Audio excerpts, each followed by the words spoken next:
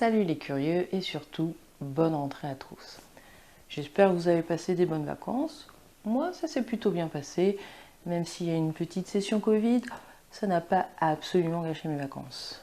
En tout cas, nous voici en septembre, la rentrée des classes a sonné. Et pour cette rentrée, moi aussi, je me suis acheté du matos. Ça, c'est la tablette qui va m'aider à pouvoir travailler de façon plus éloquente.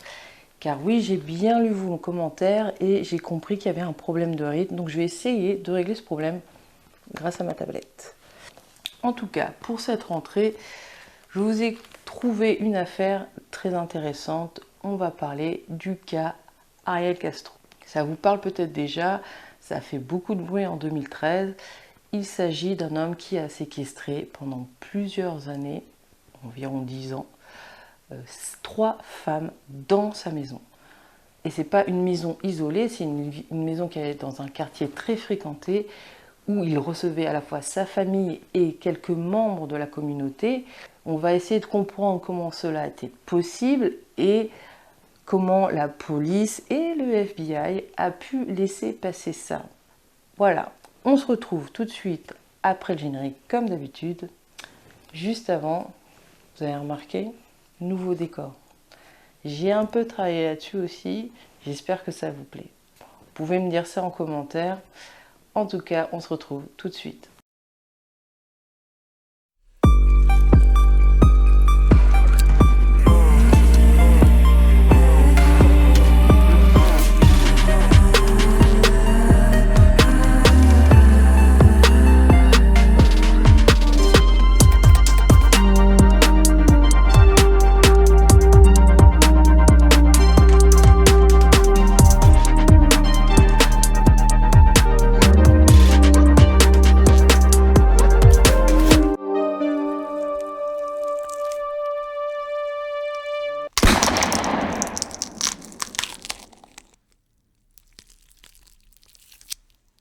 Comme il y a énormément d'infos sur cette affaire et que toutes sont assez intéressantes, j'ai décidé de faire ce cas divisé en 2 épisodes.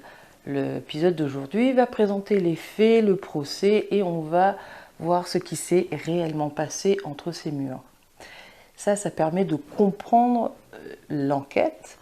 Et la deuxième partie va être sur le profil d'Ariel Castro pour comprendre, essayer de comprendre en tout cas comment il en est arrivé là et surtout quel est son profil réel et aussi comprendre quel est le contexte économique qui a fait que les différentes enquêtes, parce qu'il y en a eu plusieurs, ont toutes été de véritables échecs alors qu'il y avait des preuves très accusatrices. Je suis Amanda Berry. J'ai été kidnappée et j'ai disparu pendant 10 ans. Mais je suis là maintenant, je suis libre. Vous devez venir avant qu'il revienne. Ces mots, ils ont été prononcés par Amanda Berry à Aurora Marti. Elle les a dites le jour où elle a fui de la maison d'Ariel Castro avec sa petite fille. Elle les a dites, ces mots, à Aurora, qui est la voisine qui vit juste en face de cette maison. Et Aurora va reconnaître rapidement, effectivement, Amanda parce qu'elle a elle-même, 10 ans plus tôt, collé les affiches d'avis de recherche. Mais ça lui paraît bizarre parce qu'en fait, Amanda, tout le monde l'a considérée comme morte. Après tant d'années, aucune nouvelle. Il y a une partie des gens qui pensaient qu'elle avait fugué, une autre partie qui pensait qu'elle était décédée. Sympa pour la petite Amanda. En tout cas, il y a une autre chose surtout qui va l'interpeller et qui va la marquer à vie, c'est que Amanda sort tout droit de la maison d'Ariel Castro, ce voisin très sympathique qu'elle aimait bien. Ça, c'est le contexte du début qui va lancer l'affaire, ou plutôt qui va la relancer, car il y a eu d'autres enquêtes, vous allez voir. Mais en ce 6 mai 2013, une nouvelle enquête s'ouvre et on recherche Ariel Castro qui a fui sa maison. Et quand les enquêteurs vont fouiller la maison pour essayer de trouver des preuves, ils vont trouver 2 autres femmes dont une tellement affaiblie qu'elle a failli mourir ce jour-là. Cette femme, c'est Michelle Knight. Et l'autre victime qui était avec elle, c'était Georgina De Jesus, ou De Jesus, je ne sais jamais comment ça se dit. L'enquête donc s'ouvre là-dessus, mais c'est une enquête qui va être assez simple parce que vous avez des victimes encore vivantes qui peuvent témoigner. Il y a eu des avis de recherche qui ont été faits 10 ans plus tôt, donc on sait qu'elles ont été kidnappées.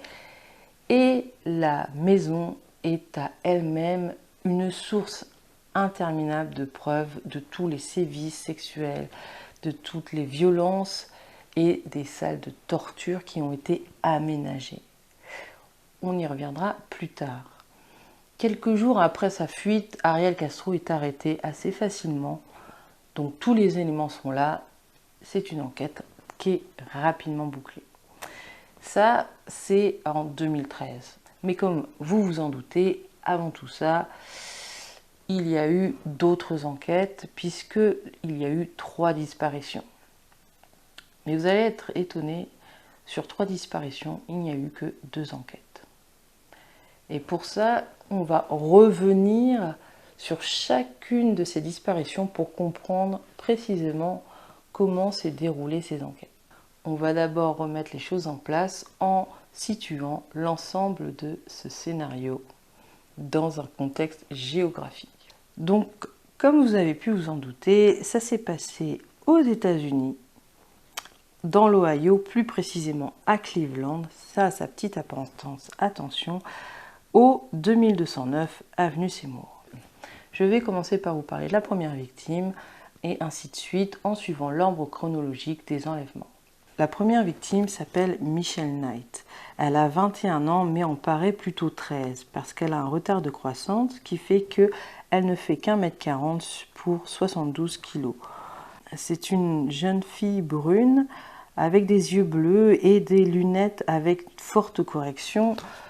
Si je le précise, c'est juste parce que ça a marqué Ariel Castro, sinon ce n'est pas d'importance importante. Elle a un caractère plutôt timide, elle est très gentille, parfois trop gentille, c'est un peu ce qui l'a perdue tout au long de sa vie, et elle a l'air d'une adolescente. Elle a été enlevée le 22 août 2002 alors qu'elle avait rendez-vous avec une assistante sociale pour récupérer la garde de son fils Joey qui avait 5 ans.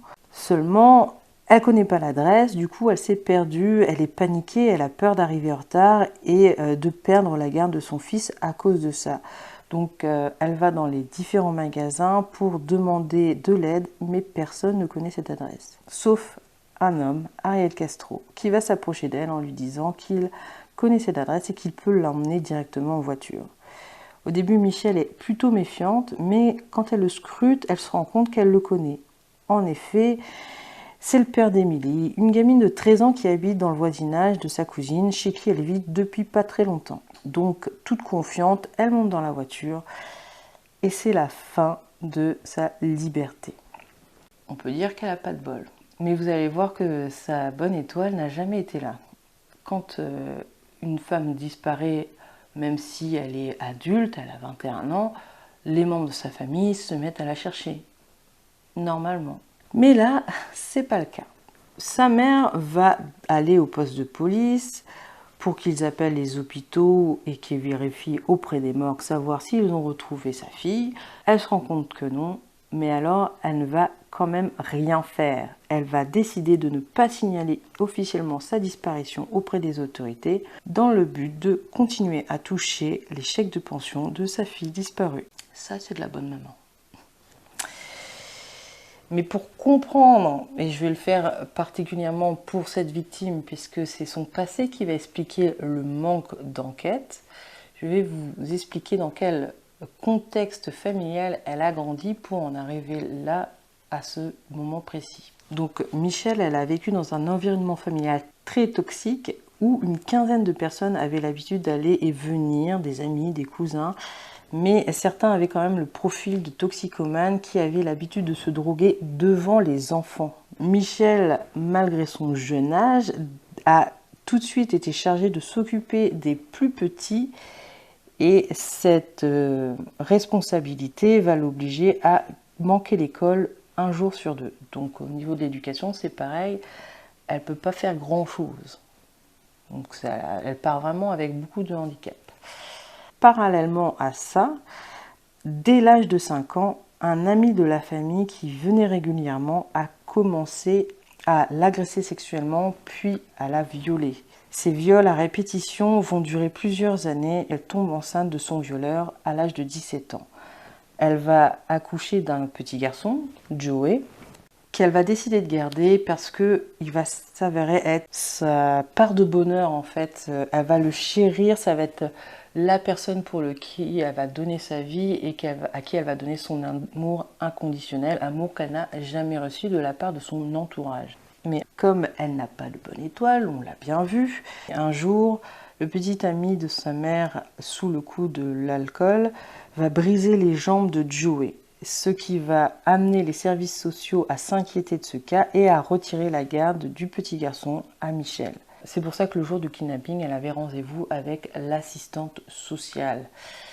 Et vous avez bien compris que ça n'a pas fonctionné vu qu'elle n'y s'y jamais présentée et que du coup, elle a perdu la garde de son fils. Au-delà d'avoir été séquestrée 10 ans. Donc au niveau du scénario de vie de Michelle Knight, ils se sont un peu fichus d'elle. Elle a vraiment pas de bol. Passons maintenant à la prochaine victime, Amanda Berry. Donc Amanda Berry, c'est une jeune fille de 17 ans. Le jour de son enlèvement, c'était la veille de son anniversaire.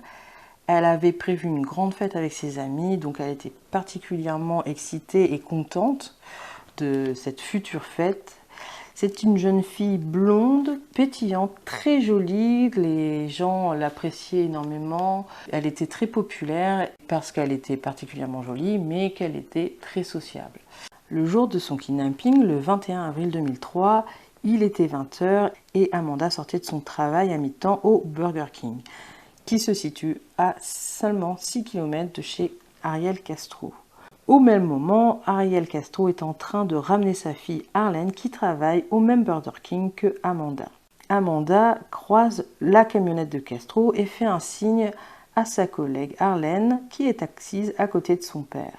C'est à ce moment précis qu'Ariel Castro a décidé que Amanda devait lui appartenir et qu'il va mettre en place son mode opératoire pour assouvir son fantasme d'avoir une nouvelle esclave à la maison. Il va donc déposer sa fille chez lui et repasser au Burger King avec sa camionnette en espérant que Amanda est toujours là-bas. Malheureusement pour elle, elle y est effectivement encore. Il va lui proposer de la ramener chez elle. Elle va accepter parce qu'elle va croire que Arlene est encore dans la camionnette. Mais malheureusement pour elle, ce n'est pas le cas et elle va se retrouver à son tour enfermée dans cette maison. Par contre, la différence avec Michelle, c'est que ses parents à elle sont un peu plus préoccupés de son cas. En effet, la mère d'Amanda signalera sa disparition le soir même parce qu'elle se doute qu'il y a quelque chose de grave qui est arrivé à sa fille. C'est pas normal qu'elle ait disparu après le travail alors qu'elle devait faire une fête le lendemain. Le FBI sera même convié à participer à l'enquête. Les premiers soupçons s'orienteront vers le petit ami d'Amanda, mais l'interrogatoire et l'enquête ne donnent rien sur cette piste. L'enquête n'avance pas, le FBI est au point mort. Jusqu'à ce jour où la mère d'Amanda va recevoir un coup de fil d'Ariel Castro. Il va lui dire « Elle est avec moi, elle va bien, mais elle va être ma femme maintenant. Elle est d'accord, nous allons nous marier. » Et il raccroche. La mère d'Amanda, elle comprend que c'est pas normal. Parce que sa fille n'a pas le profil ni le caractère de se marier du jour au lendemain avec quelqu'un qu'elle ne connaît pas. Mais pour la police et le FBI, c'est pas la même chose. Ils vont utiliser cet appel pour conclure que, comme il l'avait dit au début, c'était bien une fugue. Et l'enquête va s'arrêter là. Je sais pas pour vous, mais moi ça me fout les boules. Parce que un appel d'un mec qui doit avoir, d'après la voix, on doit bien comprendre qu'il a une cinquantaine d'années, et qui dit qu'il veut se marier avec quelqu'un de 17 ans, la fille en a jamais parlé à ses parents, il y a un truc qui va pas, quoi. C'est un peu facile, on va dire. Bah, ça suffit à conclure l'enquête malgré tout. Merci la police. Et le FBI. Et enfin, la dernière victime, Georgina DeRezus. On va l'appeler Gina, c'est comme ça que les gens la surnommaient. Gina, elle a 14 ans. C'est une adolescente brune, gentille et naïve qui a un léger retard mental, ce qui fait d'elle une proie un peu plus facile pour Ariel Castro. En fait, son retard mental fait qu'elle a la psychologie d'une enfant de 9 ans. Le jour de son enlèvement, le 2 avril 2004, Gina, elle sort de l'école avec son amie Arlene, qui est aussi l'une des filles de Ariel Castro. Elles font un bout de chemin ensemble avant de se séparer. Ariel Castro, qui est allé à l'école pour récupérer sa fille, mais qui est arrivée en retard, ne va pas ramener sa fille puisqu'elle est déjà partie, mais sur le chemin du retour, il va croiser Gina. Il va flasher sur elle, encore une fois. Il va voir une opportunité d'une petite fille naïve, facile d'approche et qui a l'âge qui lui convient. Il va lui proposer donc de monter avec elle pour la raccompagner chez elle. Gina va reconnaître le père de sa meilleure amie et va lui donner toute sa confiance. Malheureusement, comme à chaque fois, ça fonctionne. On peut remarquer à ce niveau-là que les 3 victimes avaient un point commun. Elles étaient rattachées à Ariel Castro par ses filles. C'est parce qu'elles connaissaient ses filles qu'elles ont eu confiance en lui. Comme quoi, il faut se méfier des enfants qu'on connaît. Et comme la mère d'Amanda, la mère de Gina va signaler très rapidement la disparition inquiétante de sa fille, en précisant aux policiers que sa fille a la particularité d'avoir un retard mental, ce qui pour elle découpe le potentiel danger pour sa fille. La famille d'Amanda, de son côté, en apprenant qu'il y a une nouvelle disparition, va faire un rapprochement avec la disparition de leur propre fille.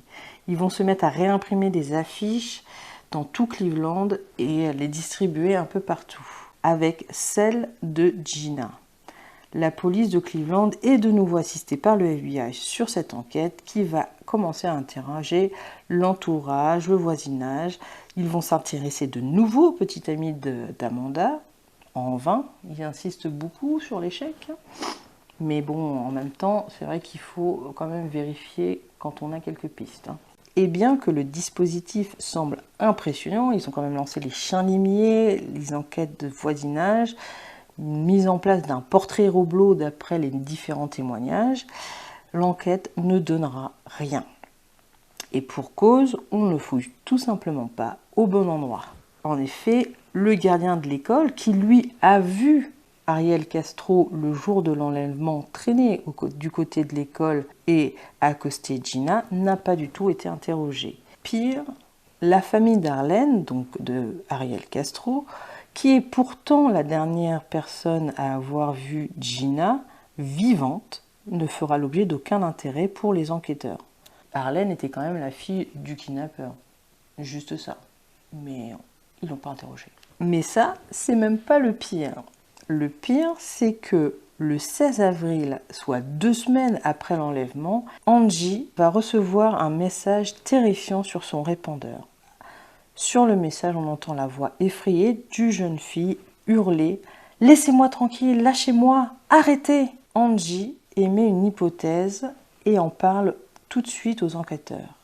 Elle pense que c'est son père qui aurait kidnappé Gina. Mais la police va lui poser une simple question qui va mettre à mal cette hypothèse. Ils vont juste lui demander si Gina avait son numéro de téléphone. Elle dit que non. Donc la police va conclure tout simplement, en toute tranquillité, que ça ne peut pas être Gina au téléphone. Ils n'ont même pas émis l'hypothèse que l'appel venait du téléphone d'Ariel Castro, qui se serait déclenché tout seul, et que du coup, lui avait le numéro de sa fille, ce qui paraît plutôt normal. Cette hypothèse, elle n'a pas fonctionné. Du coup, l'enquête, elle n'est pas allée très loin, et ça s'est arrêté là. Un cold case. Donc, pour résumer, on a 3 victimes. La première, il n'y a même pas d'enquête, parce qu'il n'y a pas d'avis de disparition. La deuxième, on considère que la victime a fugué. Et la troisième, c'est simplement un cold case. Donc là, on est quand même bien garni. Je ne sais pas si vous vous rendez compte, mais il y a eu 3 possibilités. C'est pas comme si Castro avait un mode opératoire qui était parfait. Il laisse des traces, il laisse des témoins. Et ça n'a pas permis aux enquêteurs de trouver une piste. Le pire, c'est que dans 2 de ces enlèvements, il y en a quand même, il y a eu 2 fois des appels téléphoniques qui auraient pu mettre la puce à l'oreille. Et bien même sous ça, ça n'a pas suffi à conclure à quelque chose de plus éloquent. Il n'y a eu aucune piste de vraiment prise au sérieux. On a fini avec les enquêtes. Nous allons passer à ce qui s'est réellement passé à l'intérieur de cette maison de l'horreur. Donc déjà, pour bien comprendre, il faut comprendre aussi la structure de cette maison. La maison Castro, elle est particulière, pas dans l'architecture, mais dans comment il l'avait mis en place. C'est-à-dire que pour les gens de l'extérieur, les invités, les membres de sa famille, il n'y avait que 2 pièces dans lesquelles ils avaient le droit d'aller. La cuisine, le salon. Le reste de la maison était bouclé avec des portes cadenassées. Ce qui aurait peut-être pu aussi mettre la puce à l'oreille aux gens qui venaient chez lui. Mais pour eux, en fait, ça paraissait pas si bizarre parce que déjà, vu que le tempérament d'Ariel Castro, on ne discutait pas avec ses décisions. Et autre chose, comme c'est un quartier qui n'est pas très sécurisé, ça paraît pas si bizarre que des parties de la maison soient cadenassées, soient fermées à clé, à double tour. Peut-être qu'il se disait qu'il y avait des objets précieux auxquels Ariel Castro tenait particulièrement. En tout cas, il n'y a personne qui y est jamais allé. Et dans ces pièces fermées, il y avait 2 chambres, la chambre rose et la chambre blanche. Toutes les victimes ne sont pas au même endroit.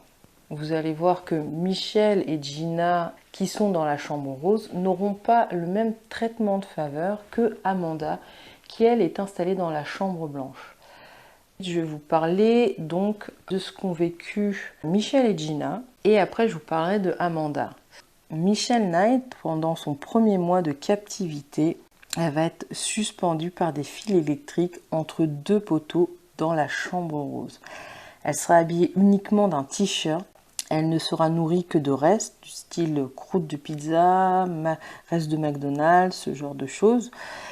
Et en 15 mois, elle n'a pu prendre que 3 douches, ce qui implique pas mal de problèmes au niveau de l'hygiène parce que quand on n'a pas la capacité de se laver régulièrement, des infections, des maladies peuvent se développer. Donc c'est un peu ce qui s'est passé pour Michel et Gina qui ont subi les mêmes choses. Ça c'est pour le quotidien. Maintenant, je vais vous expliquer qu'est-ce que Michel a vécu en particulier. La première semaine où Michel a été kidnappée, très vite, elle a subi les coups et les viols répétés. Mais à ce moment-là, Ariel Castro, c'est la première fois qu'il kidnappe quelqu'un. Il a peur quand même de se faire attraper par la police. Donc, en parallèle des violences qu'il fait subir à Michel, il va parler avec elle et va lui expliquer que c'est devenu un homme violent parce que sa femme, elle l'a quitté, parce qu'il se sent seul. Et de toute façon, quand lui-même était petit, il s'est fait violer. C'est pour ça qu'aujourd'hui, c'est quelqu'un d'un petit peu différent. En fait, il est en train de monter plus ou moins sa défense au cas où il se fait attraper. Mais quand au bout de 2 semaines, il se rend compte que personne ne recherche Michel, malheureusement, ça va devenir un enfer, un niveau de torture un peu plus élevé parce qu'il se lâche complètement. Il se retient plus du tout parce qu'il a pris trop d'assurance vu qu'il ne s'est pas fait attraper et qu'il se sent en toute puissance. Ce qui va bien avec son profil narcissique. Ça, on verra dans la prochaine vidéo. À partir de ce moment-là, Michel va être battue de façon beaucoup plus violente. Elle va être violée de façon beaucoup plus répétée. et il ne va pas y aller de main morte avec elle. Et ça va être un peu pareil pour Gina, qui, quand elle va venir à son tour, ça va être un peu le relais entre elles deux. Mais qu'est-ce qui se fait que Amanda, qui subit aussi des violences et qui sera aussi régulièrement violée, ne va pas subir exactement la même chose. Alors déjà, on va voir quelle est la différence. Amanda, elle, quand elle va arriver, elle va subir des violences physiques et elle va être régulièrement agressée sexuellement. Mais la différence, c'est dans les petites choses du quotidien. Ça veut dire que elle aura le droit de s'habiller avec de véritables vêtements. Elle pourra se laver régulièrement pour entretenir une bonne hygiène.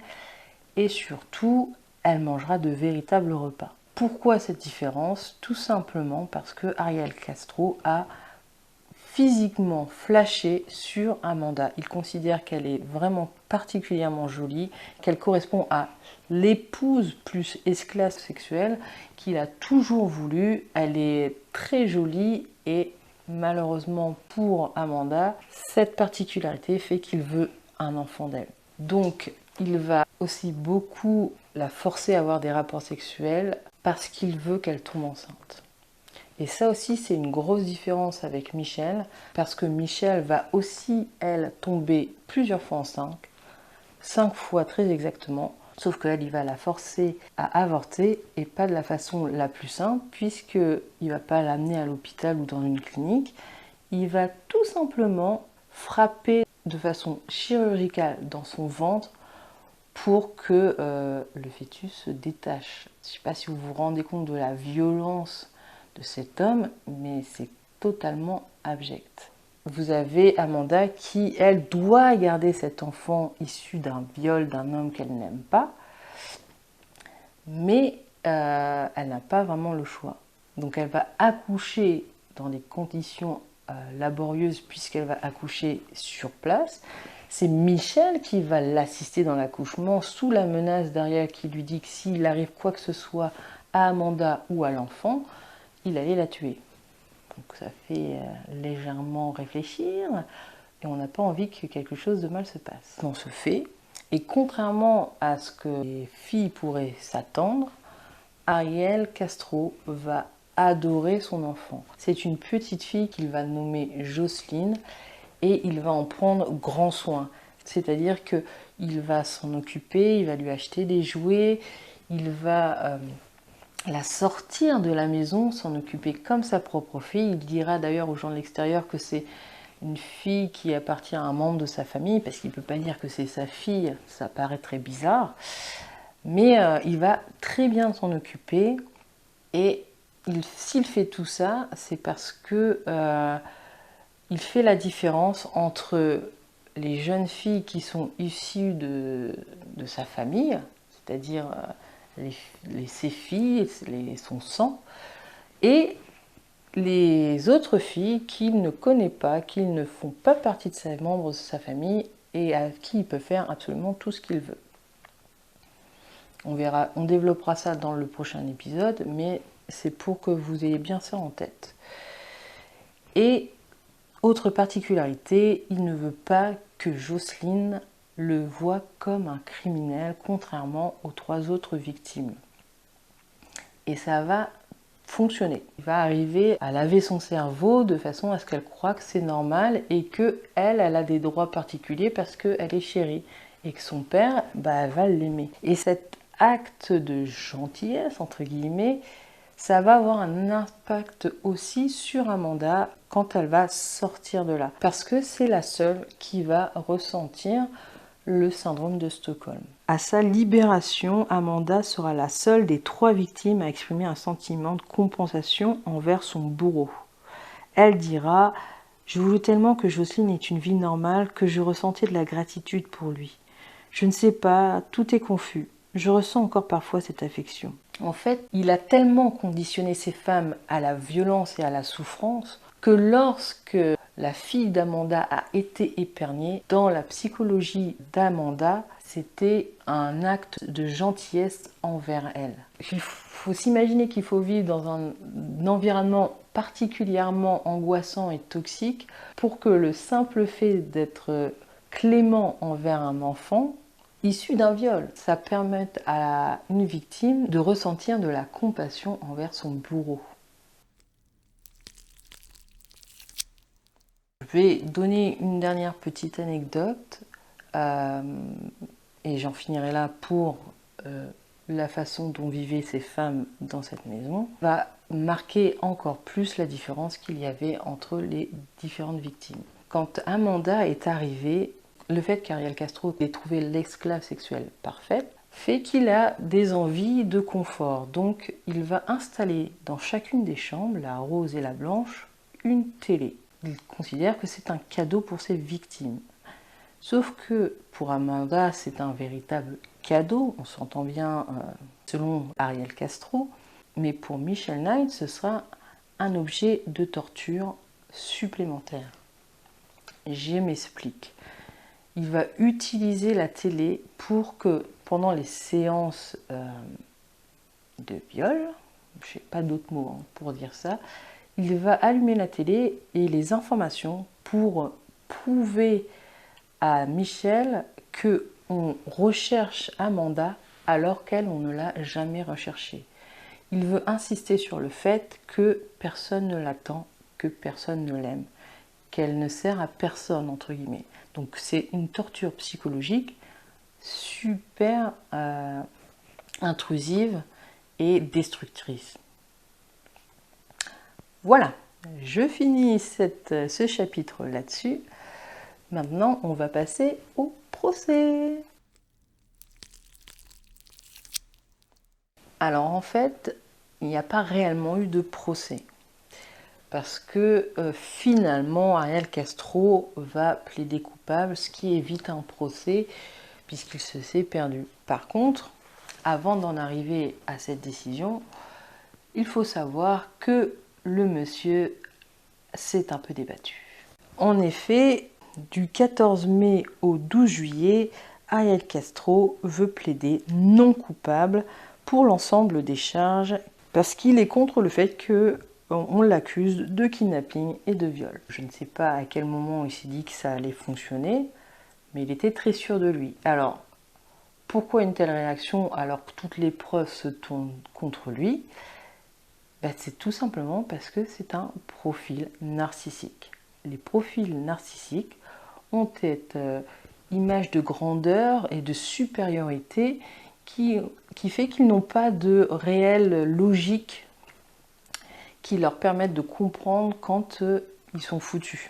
Ce que je veux expliquer, c'est que ce sentiment de grandeur leur fait croire qu'ils sont au-dessus des lois, qu'ils sont intouchables et que même si tous les accusent, ils ne peuvent pas être accusés, ils ne peuvent pas être rendus coupables. Cette logique, elle est propre aux narcissiques parce qu'ils ne considèrent pas comme faisant partie du commun des mortels. Ils sont supérieurs. Donc on comprend bien qu'il ne réfléchit pas de façon très stratégique à ce moment-là.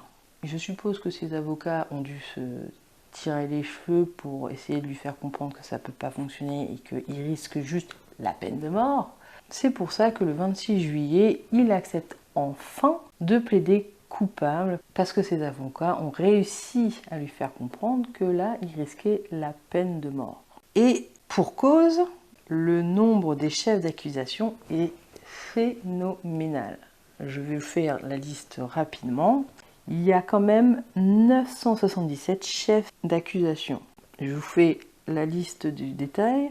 512 pour enlèvement et séquestration, 446 pour les différents viols, 7 pour ce que l'on appelle le gross sexual imposition, qui n'existe qu'aux États-Unis et dans certains États seulement, qui consiste à imposer par la force ou par la menace des relations sexuelles avec une personne autre que son épouse.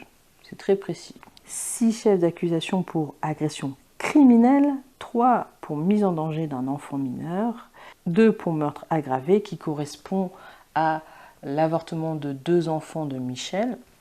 Je ne sais pas pourquoi il n'y en a que 2, mais peut-être qu'il y a de la preuve que 2 seuls avortements. Et enfin, 1 pour possession d'objets criminels. On ne précise pas quoi, mais je suppose que c'est les différents objets de torture. Donc ça fait beaucoup. À la fin, le verdict a conclu à seulement 937 chefs d'accusation, ce qui est déjà pas mal.